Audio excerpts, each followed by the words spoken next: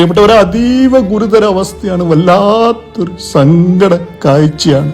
അസ്സലാമു അലൈക്കും, എല്ലാവർക്കും നമസ്കാരം. അമർഷാനാണ്. നെഞ്ചു പൊട്ടുന്ന വേദനയോടെ ഇല്ലാതെ ഈ ഒരു സങ്കട കാഴ്ച നമുക്കാർക്കും കാണാൻ സാധിക്കില്ല. പ്രിയപ്പെട്ടവരെ, ഇരിട്ടി വള്ളിത്തോട് പ്രദേശത്ത് താമസിക്കുന്ന, സ്കൂളിലും മദ്രസയിലും നല്ല രീതിയിൽ പഠിച്ച് മുന്നോട്ട് പോയ നസീബ് എന്ന് പറയുന്ന 8 വയസ്സ് മാത്രം പ്രായമുള്ള പൊന്നു മോന് മരണവേദന കൊണ്ട് പിടയുന്ന കാഴ്ചയാണ് നാം കാണുന്നത്.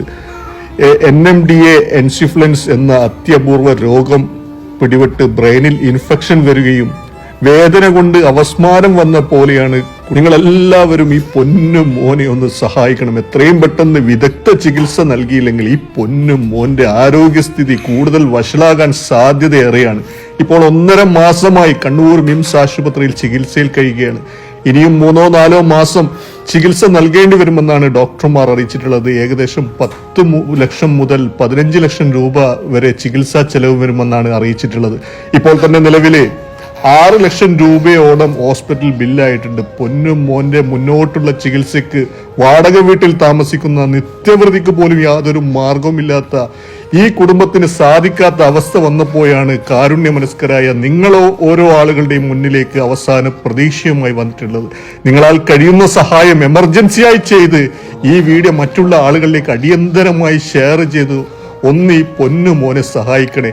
ഈ സങ്കടം നാം കാണാതെയും മറ്റുള്ള ആളുകളെ നാം അറിയിക്കാതെയും പോയാൽ ഇനിയും ഒരുപാട് കാലം നമ്മുടെ മക്കളെ പോലെ ഈ ഭൂമി സന്തോഷപരമായി ജീവിക്കേണ്ട ഈ പൊന്നു മോൻ ചിലപ്പോൾ വേറെ വല്ല സാഹചര്യത്തിലേക്ക് മാറിയേക്കാം.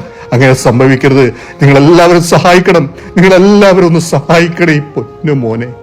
മോന്റെ വാപ്പ വീരാൻകുട്ടിയുടെ പേരിലുള്ള അക്കൗണ്ട് നമ്പറും കോൺടാക്ട് നമ്പറും എല്ലാം ഈ വീഡിയോയുടെ കൂടെ ചേർക്കുന്നു. UPI ട്രാൻസാക്ഷൻ ഇടപാടിൽ വല്ല തടസ്സവും നേരിട്ടാൽ നേരിട്ട് അക്കൗണ്ടിലേക്ക് അയച്ച് ഈ പൊന്നു മോനോട് കരുണ കാണിക്കണേ. ഞങ്ങളുടെ കൂടെ പഠിക്കുന്നതാണ് നസീബ്. നസീബിനെ എല്ലാവരും സഹായിക്കണം. ഈ വിദ്യാലയത്തിലെ മുഹമ്മദ് നസീബ് CK ബ്രെയിനിൽ ഇൻഫെക്ഷൻ, സീരിയസ് ഇൻഫെക്ഷനായിട്ട് ഗുരുതരാവസ്ഥയിൽ കണ്ണൂർ മിംസ് ഹോസ്പിറ്റലിൽ അഡ്മിറ്റാണ്. ഇപ്പോൾ തന്നെ 6 ലക്ഷം രൂപയിൽ അധികം ബില്ല് വന്നിട്ടുണ്ട്. വാടക വീട്ടിൽ താമസിക്കുന്ന വളരെ നിർധന കുടുംബമാണ് നസീബിൻ്റേത്.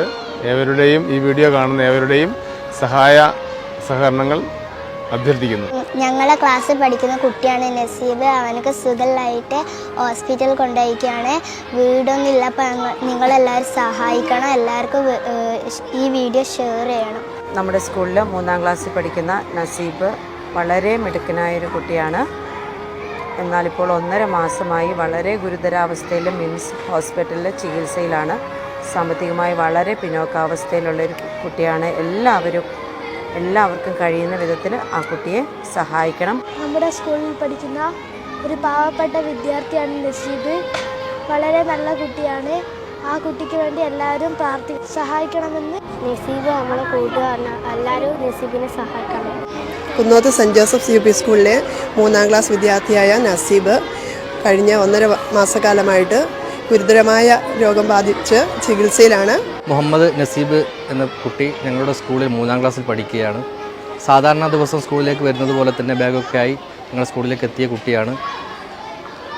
ഒരു 12 മണിയായ സമയത്ത് പെട്ടെന്ന് കുട്ടിക്കൊരു തലകറക്കം വരികയും അധ്യാപകരെല്ലാവരും കുട്ടിയെ എടുത്ത് ഹോസ്പിറ്റലിലേക്ക് കൊണ്ടുപോവുകയാണ് ഉണ്ടായത്. ഇരിട്ടി ഹോസ്പിറ്റലിൽ നിന്നും പരിയാരം മെഡിക്കൽ കോളേജിലേക്ക് കുട്ടിയെ ട്രാൻസ്ഫർ ചെയ്തു. അവിടെ ഒരു 3-4 ദിവസം പരിയാരം മെഡിക്കൽ കോളേജിൽ കഴിയുകയും ശേഷം വിദഗ്ധ ചികിത്സയ്ക്ക് വേണ്ടി കണ്ണൂർ മിംസ് ഹോസ്പിറ്റലിലേക്ക് മാറുകയാണ്. ഇപ്പം ഏകദേശം 1.5 മാസത്തോളമായി കണ്ണൂർ മിംസ് ആശുപത്രിയിൽ കഴിയുകയാണ്. നസീബിനെ എല്ലാവരും സഹായിക്കണം. നമസ്കാരം. ഞാൻ കുന്നോത്ത് സെൻറ് ജോസഫ് UP സ്കൂളിലെ 3-ാം ക്ലാസ്സിലെ അധ്യാപികയാണ്. നസീബിൻ്റെ ക്ലാസ് ടീച്ചറാണ്. വളരെ ക്ലാസ്സിൽ നന്നായി പഠിക്കുന്ന വളരെ മിടുക്കനായ ഒരു കുട്ടിയാണ് നസീബ്. ഇപ്പോഴവൻ വളരെ ഗുരുതരമായ ഒരു അവസ്ഥയിൽ കണ്ണൂർ മിംസ് ഹോസ്പിറ്റലിൽ ട്രീറ്റ്മെൻറ്റിലാണുള്ളത്. വളരെ ദയനീയമായ അവസ്ഥയാണ് കുട്ടിയുടേത്. ഞങ്ങളുടെ അധ്യാപകരുടെയും മാനേജ്മെൻറ്റിൻ്റെയും ഞങ്ങളുടെ എല്ലാം വളരെ മാനസിക വിഷമത്തിലാണ് ഞങ്ങളെല്ലാവരും ഉള്ളത്. അപ്പോൾ ആ കുട്ടീനെ സ്വന്തമായ ഒരു ഭവനം പോലും ആ കുട്ടിക്കില്ല. അപ്പോൾ ആ കുട്ടീനെ എല്ലാവരും സഹായിക്കുക. എല്ലാ സുമനസ്സുകളുടെയും കാരുണ്യം ഞങ്ങൾ പ്രതീക്ഷിക്കുകയാണ്.